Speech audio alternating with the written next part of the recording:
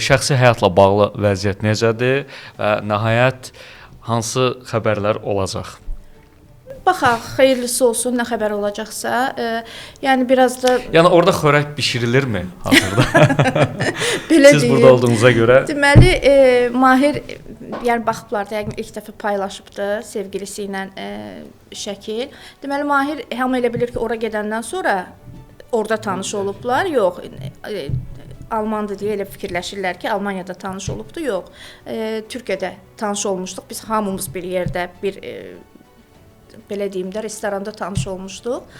Ondan sonra üstə də bu gəldi Almaniya çıxdı. Fikirləşdik, yəni öz-özümüzə danışırıq ki, bu da bir qismətdir də. Yəni Seçimdə Almaniyadan yəni təklif oynadı. gəldi. Yox, heç oynamadı.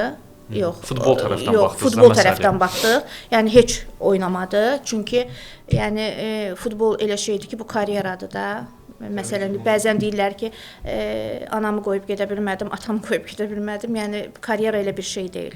Yəni ona görə də kiməsə görə elə karyeralar qurban verilmir. Heç kimə görə. Yəni Ona görə də zaten məsəl üçün mənim yanaşmam da odur. Təbii ki, hər kəs istəyər evladı yanında olsun, evdə olsun.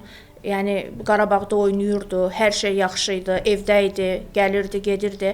Yəni bizə də xoş deyil çamadanlarla oradan ora daşınırıq, buradan bura. Yəni bir evdən bir evə daşınmaq, bir ölkədən bir ölkəyə daşınmaq nə deməkdir və bunun hamısını Ayşə ilə mən eləyirik, düşünün yəni. Yəni o qədər də rahat deyil.